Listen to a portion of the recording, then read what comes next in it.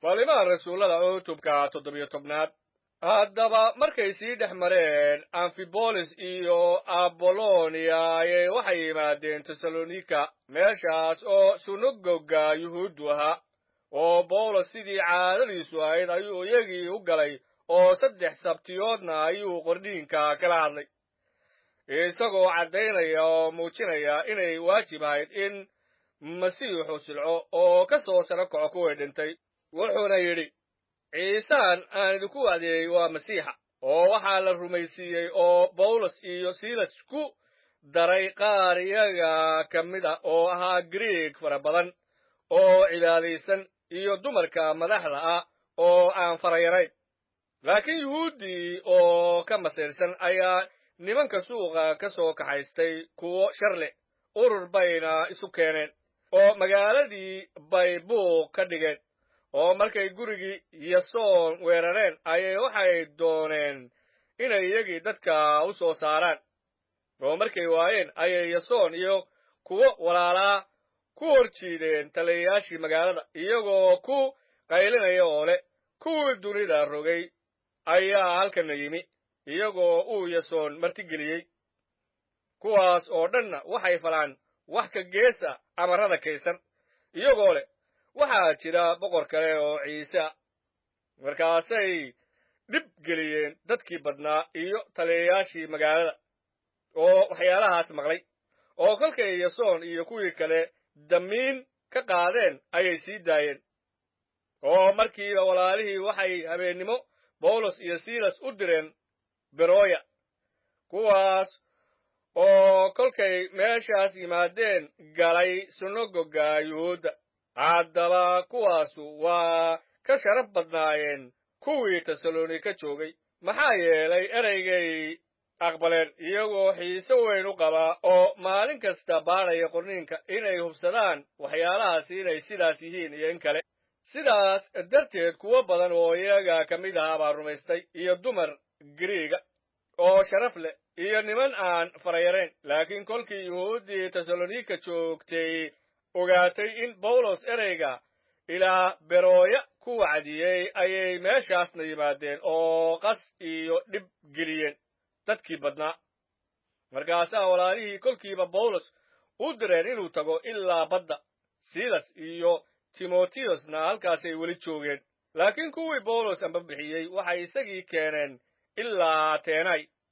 markaasay ka tageen iyagoo Silas iyo Timotheos amar u qaadaya inay degdeg u yimaadaan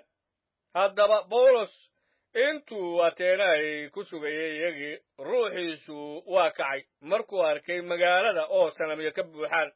sidaas daraaddeed ayuu Yuhuudi iyo nimankii cibaadaysnaa kula xaajooday sunagoga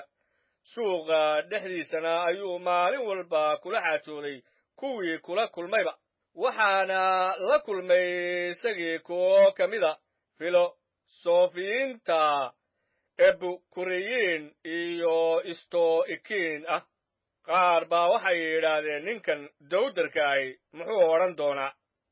qaar kalena waxay yidhaahdeen wuxuu u egyahay nin ilaahyo qalaad wax ka sheega maxaa yeelay wuxuu dadkii ku wacdiyey Ciise iyo sarakicidda markaasay isagii qabteen oo waxay u kaxeeyeen Areopagos iyagoo ku leh ma ogaan karnaa waxay tahay waxbariddan cusub oo aad ku hadlaysid waayo waxaad dhigahayaga maqashiisaa waxyaalo qalaad sidaa darteed waxaannu doonaynaa inaannu ogaanno waxyaalahanu waxay yihiin haddaba reer Ateenay oo dhammi iyo dadkii qalaad oo halkaas degganaa wakhtigooda wax kale kuma ay dhaafin inay sheegaan ama maqlaan wax cusub mooyaane markaasaa Bawlos oo Areopagos dhex taagan wuxuu yidhi nimankiinnan reer Ateenay ahow wax kasta waxaan idinku garanayaa inaad tihiin kuwo ilaahyada ka cabsada waayo markaan soo socday oo aan arkay waxyaalaha aad caabudaan waxaan soo arkay oo kale meel allabari oo lagu qoray waxaa leh ilaah aan la aqoon haddaba waxaad aqoon la'aanta ku caabudaysaan ayaan wax idinka sheegaya ilaah sameeyey dunida iyo waxyaalaha ku jira oo dhanba oo ah rabbiga samada iyo dhulka ma degana macbudyo gacmo lagu sameeyey gacmo dadna looguma adeego sidii isagoo wax u baahan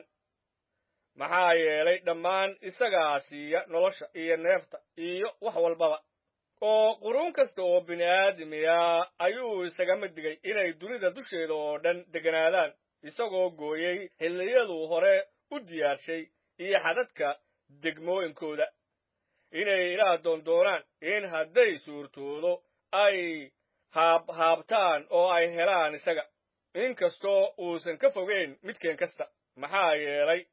isagaynu ku noolnahay kuna soconnaa kuna jirnaa sidaasoo kuwo ka mida gabayaashiinnu ay yidhaahdeen weliba innagu waxaynu nahay farcankiisa haddaba innagoo ah ilaah farcankiis waa inaynaan ka fikirin in ilaahnimadu ay la mid tahay daab ama lacag ama dhagax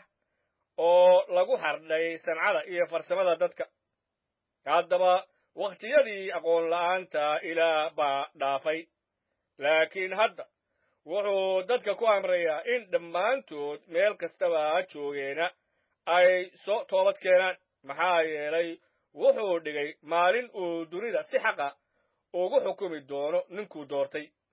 taasoo uu dhammaan ugu caddeeyey sara kicidda uu isagii ka soo sara kiciyey kuwii dhintay haddaba kolkay maqleen wax ku saabsan ka soo sara kicidda kuwii dhintay qaar waa ku qosleen laakiin qaar kale waxay yidhaahdeen mar kale ayaannu waxaan kaa maqli doonnaa haddaba bawlos waa ka dhex tegay iyagii laakiin niman baa raacay isagii oo rumaystay